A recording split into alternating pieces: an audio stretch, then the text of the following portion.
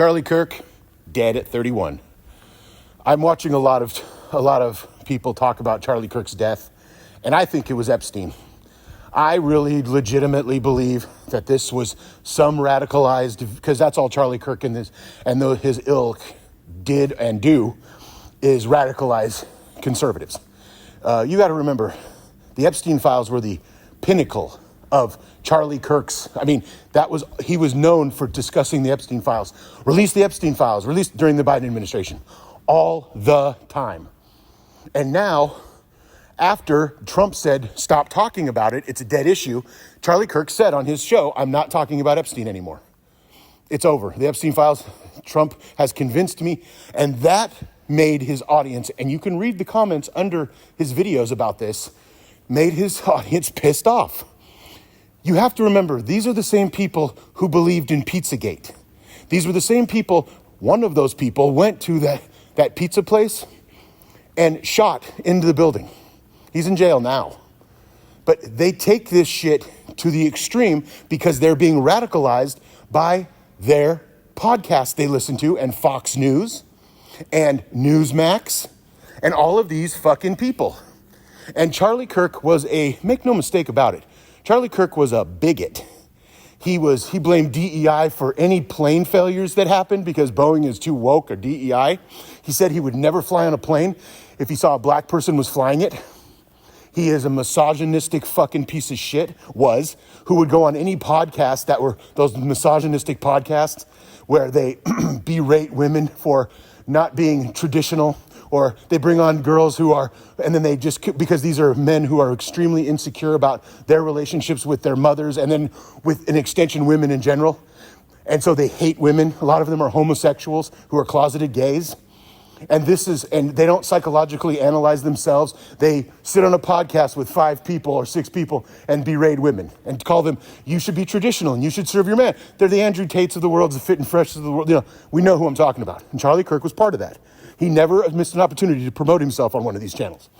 His Turning Points USA was funded by a billionaire from the fossil fuel industry, amongst others. He's a rich kid. He didn't grow up poor. He was a rich kid. He was 31 when he was killed at a college campus, again, debating teenagers. I know there were other people there, but debating teenagers about, and the thing he was talking about before he was killed was guns. As a matter of fact, his famous statement was, gun deaths are worth it because of the Second Amendment. Any gun deaths are worth it because we have to have the freedom to have guns. I wonder if he thought about that, what it crossed his mind when he was bleeding, his blood was spurting out of his neck. Charlie Kirk was a bad person. He was not a good person. He was a bad person. I don't care about his family. I don't care about his wife or kid. Don't know him. Don't care. And it's not because I don't have empathy. I save my empathy for people who actually deserve it. My empathy is reserved for the most vulnerable in our society who need help. Charlie Kirk was not vulnerable. In fact, he was a white male Christian who was rich and still punched down and still attacked minorities and still supported ICE rounding people up and still supported the genocide in Gaza. Charlie Kirk was not a good person. There was nothing good about him. He was a rotten egg. He was a rotten tomato. He was a rotten apple in a barrel full of rotten apples.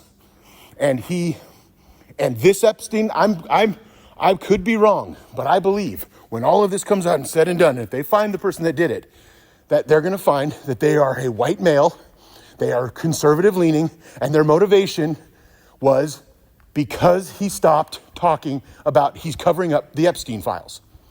I'm telling you, these people are radicalized like this. That's the shit they believe. They believe that there is, and they may be correct. In fact, they are correct about the Epstein files. You saw the victims come out as adults and talk about, we'll make a list, Marjorie Taylor Greene, and all of these people, and Charlie Kirk said, I'm not talking about Epstein anymore after Trump contacted him. It was an obvious cover-up. After radicalizing your listeners about the Epstein files because you thought you were going to get Bill Clinton, or you thought you were going to get Bill Gates, or whoever the hell else these conservatives hate, for whatever reason they hate them, justified or other. But that's why he was talking about it. And when Trump's name was all over the Epstein files, as well as Democrats, they couldn't, Trump was like, stop talking about it. And all these podcasters who decided to stop talking about it they've already radicalized their listeners. I'm listening to people online. I'm listening to Jesse Waters, who might be the dumbest. Jesse Waters said, if you make $20 an hour, aren't you making $100,000 a year?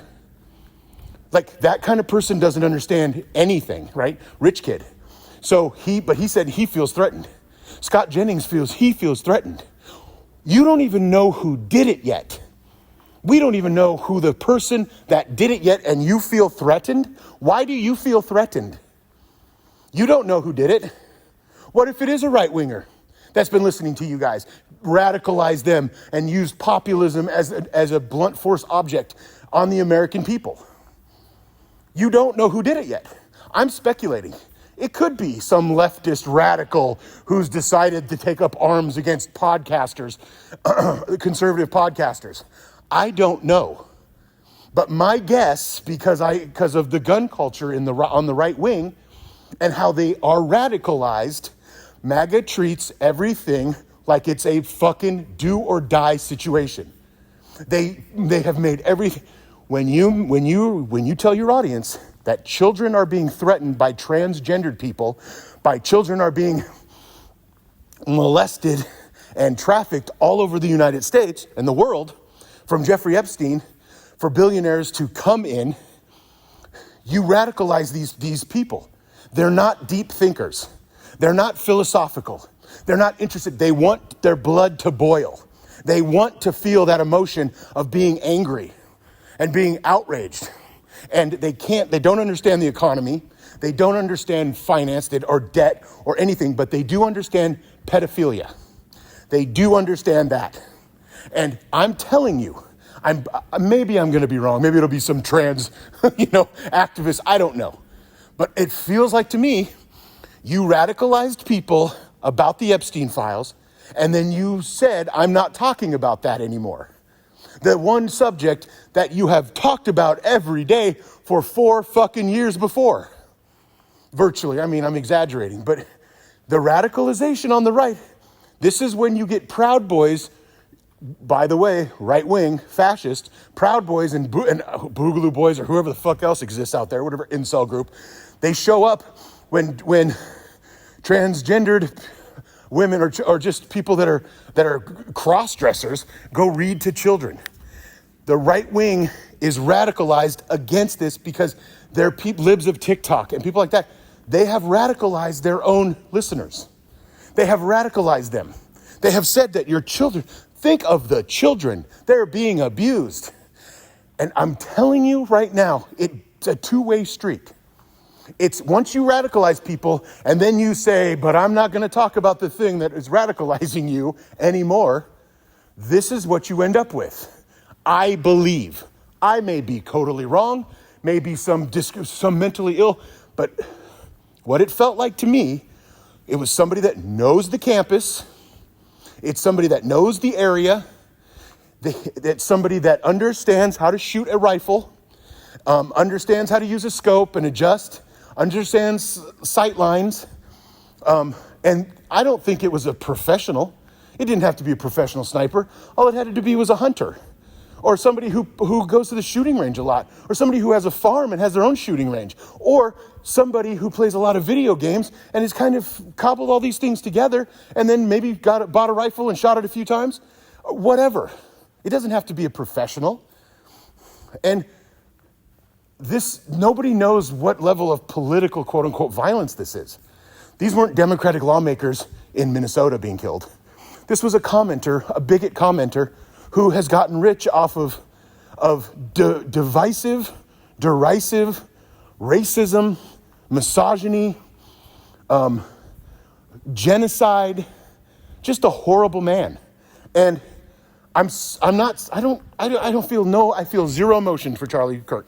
And when I see all these little Republicans, all of these little sacks of shit on Fox News and all their podcasts and crying over Charlie fucking Kirk, you people are sick. You fucking people are disgusting. You don't really care about anything. You're just in this little right-wing cabal of evil. And political violence is a very complicated issue because it's about motivation and motive. Nobody knows yet, but my speculation, I'm just going to leave it at this.